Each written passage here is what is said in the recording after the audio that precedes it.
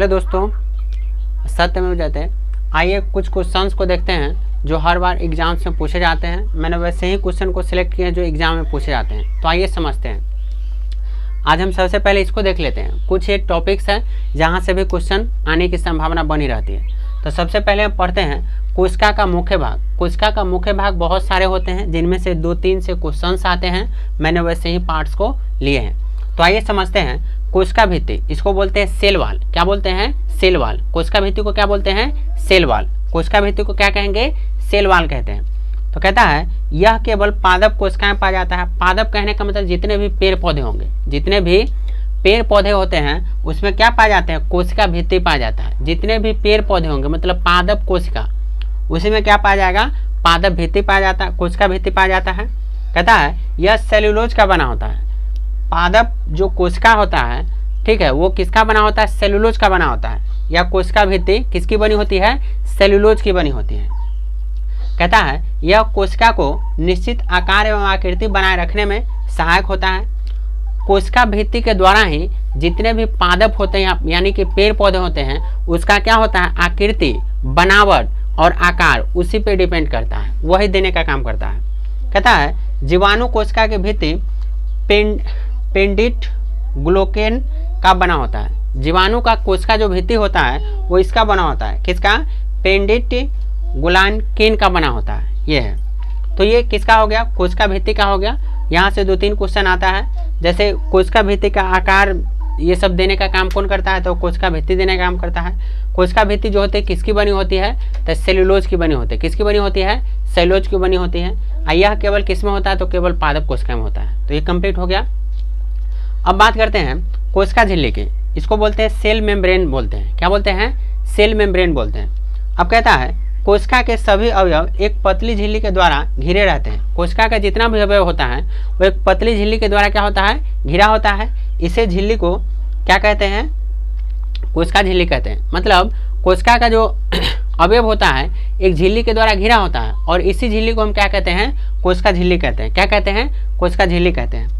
कहता है यह अर्धपारगम्य झिल्ली होती है। अर्धपारगम्य कहने का मतलब क्या होता है?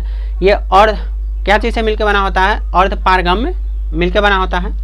कहता है इसका मुख्य कार्य कोशिका के अंदर जाने वाले एवं अंदर से बाहर आने वाले, ठीक है, पदार्थों का निर्धारण करना होता है। ठीक है, मतलब कोशिका झिल्ली का जो कार्य होता है वो अंदर से बाहर या बाहर से, मतलब अंदर से बाहर, या यहाँ देखने वाली बात यह है इसका मुख्य कार्य क्या है? अंदर से जाने वाले पदार्थ, मतलब अंदर से जो भी जाएगा मतलब निकलेगा, ठीक है, एवं अंदर से बाहर आने वाले, ठीक है।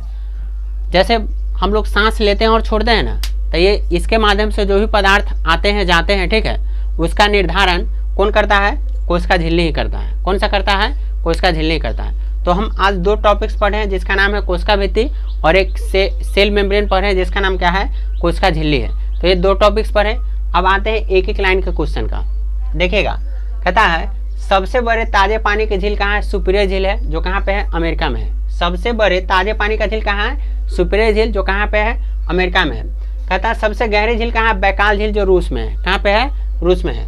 फिर है झील के अंदर झील। झील के अंदर झील कहाँ पे है? तो वह है मैन्यूटू, कनाडा में है।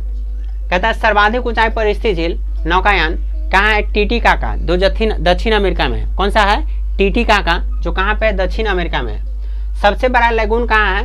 तो लेगोआ डॉस पैटोस, ब्राजील में है। कहाँ पे है? ब्राजील में है। सबसे ऊंचा जलप्रपात झरना जिसको बोलते हैं वो कहाँ है? साल्टो एंजिल, कैरोना नदी, वेनेजुएला में है। कहाँ पे है? वेनेजुएला में है। सबसे बड़ा जलप्रपात कहाँ है? तो गवायरा का है, एल्टो पराना नदी पे है। फिर है सबसे चौड़ा जलप्रपात कौन है? तो खून जलप्रपात लाओस में है। कहाँ पे है? खून जलप्रपात लाओस में है। अब हम कल पढ़े थे जीव द्रव्य के बारे में। तो जीव द्रव्य से एक काफी इंपोर्टेंट क्वेश्चन आता है अनुपात वाला। बोलता है जीव द्रव्य में कार्बनिक और अकार्बनिक, मतलब अकार्बनिक और कार्बनिक पदार्थ का जो अनुपात होता है वो कितना होता है? 81:19 होता है। कितना होता है? 81:19। एग्जाम में इसको बदल सकता है। जैसे यहाँ पे क्या है?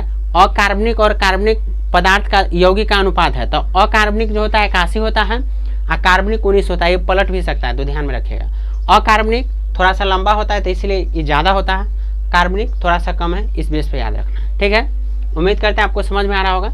चलिए, थैंक यू।